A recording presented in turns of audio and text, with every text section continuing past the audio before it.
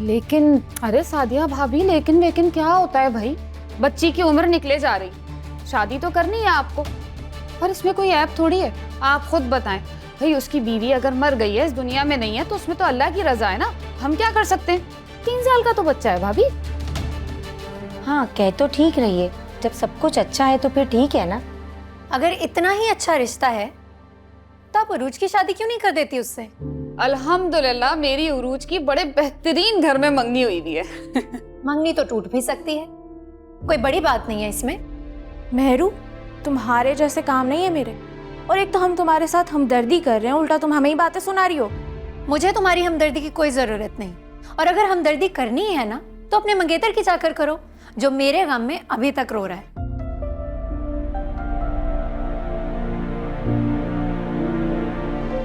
अरे क्यों ना करे तुम्हारी शादी की फिक्र भाई, एक तो तुम्हारी उम्र निकले जा रही है, ऊपर से जो कारनामे तुमने अंजाम दिए ना, अगर किसी ऊंचे घर में रिश्ता हो जाए ना तो मौजज़ा समझना इसको। क्यों भाई?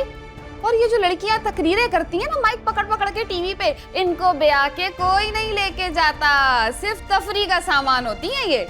आप में से किसी को भी मेरी शादी की फिक्र करने की कोई जरूरत नहीं है। मेरे नसीब में जो लिखा है वो मुझे मिल जाएगा।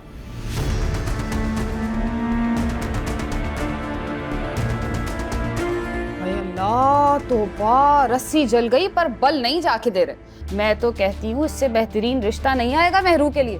भाई आपको तो पता है ना कि है किस मिजाज की आपकी बेटी, सीधी सी बात है, देर मत करें। भाई 3 साल का बच्चा है, इसके अपने बच्चों के साथ पल बढ़ के जवान हो जाएगा, पता भी नहीं चलेगा। क्यों भाई, है ना? और भाभी अगर ये रिश्ता मंजूर नहीं है ना, तो फिरोज के साथ जो उनका दोस्त काम करता है ऑफिस में, भाई वो तो कुंवारा है ना, 10-15 साल का फर्क है, कहाँ पता चलता है आजकल। देर मत करें नेक काम में।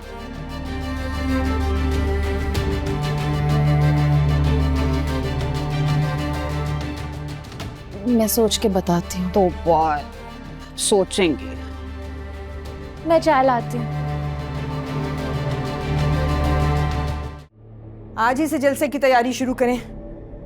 ठीक है मैम। लोग कितने आने हैं, कहाँ से आने हैं, कैसे आने हैं, आप लोग अच्छी तरह जानते हैं। जितना पैसा चाहिए वो लगाएं, पानी की तरह बहा दें, लेकिन जलसा शानदार होना चाहिए। जी मैम, जैसा आप कहेंगी वैसा ही होगा। आखिर मुखालिफ पार्टी को भी तो पता चले कि वो हल्का हमेशा से हमारा था और हमारा ही रहेगा। मॉम, शाहनवाज, मॉम मुझे आपसे बात करनी।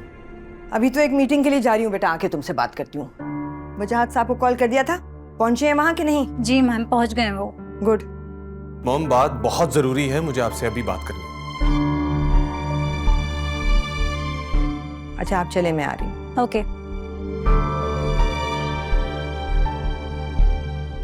ऐसी क्या जरूरी बात है शाहनवाज?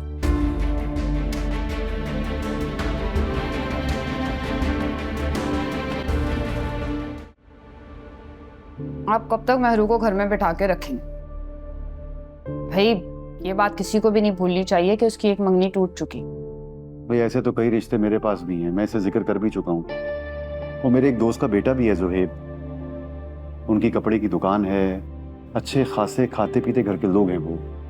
4 बेटियां हैं, एक बेटा एक लौता है उनका, मैट्रिक किया है, बाकी काम उनका अपना है।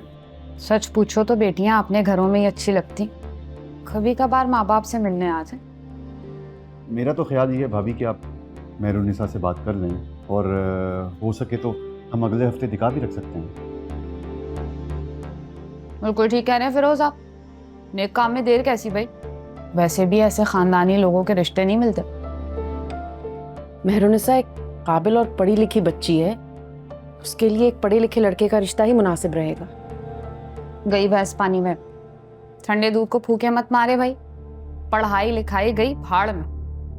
अरे पैसे का दौर, जिसके पास पैसा है उसके पास सब कुछ। और वैसे भी लड़के का अपना कारोबार है, सारे साल बिक्री होती है। आपकी बेटी लुकमो और बोटियों को तो नहीं तरसेगी ना भाई। मैं कोई भी फैसला जल्दबाजी में नहीं करूंगी। नहीं, आपको जल्दबाजी में कोई फैसला करने की जरूरत ही नहीं है। मैं तो कहती हूँ अपनी दोनों बेटियों को घर में सजा के रखें, इसी दहलीज पे उनके बालों में चांदी उतरने दें भाई। बस भाभी, मजीद बहस करना नहीं चाहता मैंने अपना फैसला सुना दिया है। आप मेहरू से बात कीजिएगा, और प्लीज इनकार मत कीजिएगा।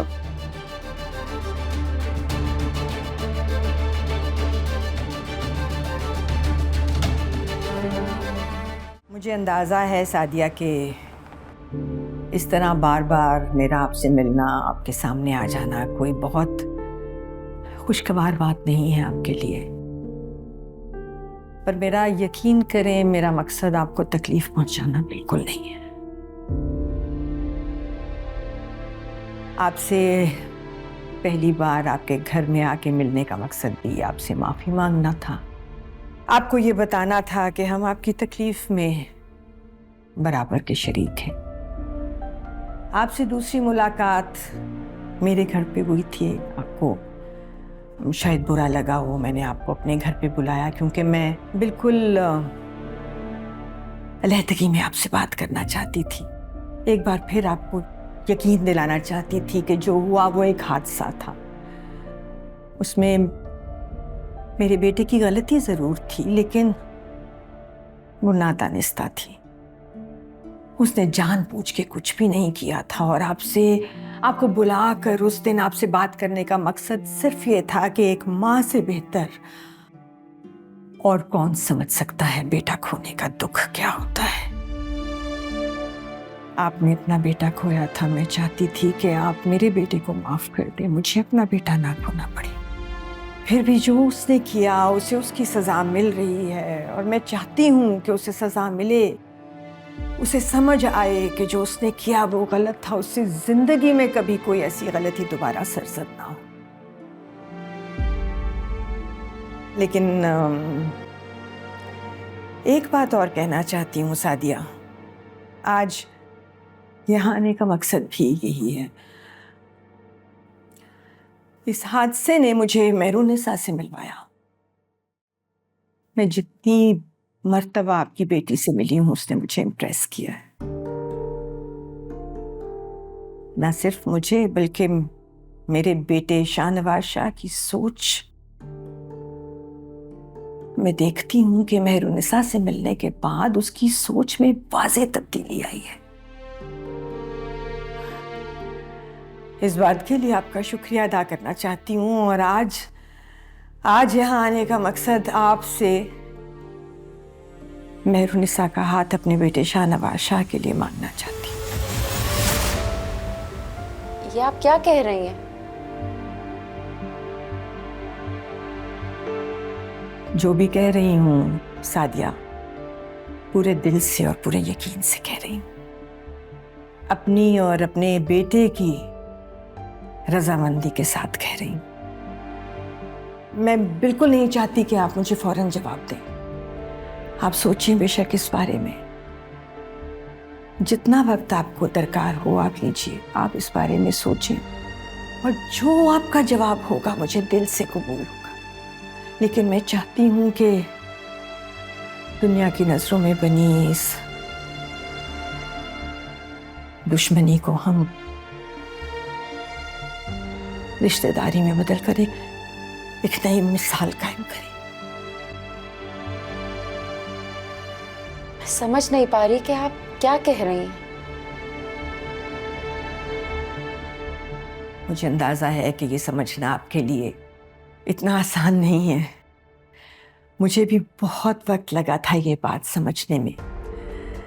आप अपना वक्त लीजिए और प्लीज कोई ज़बरदस्ती नहीं है। बिल्कुल ये मत सोचिएगा कि मैं आपके साथ किसी भी किस्म की कोई ज़बरदस्ती कर सकती हूँ। आपका जो जवाब होगा मुझे मंजूर होगा सादिया।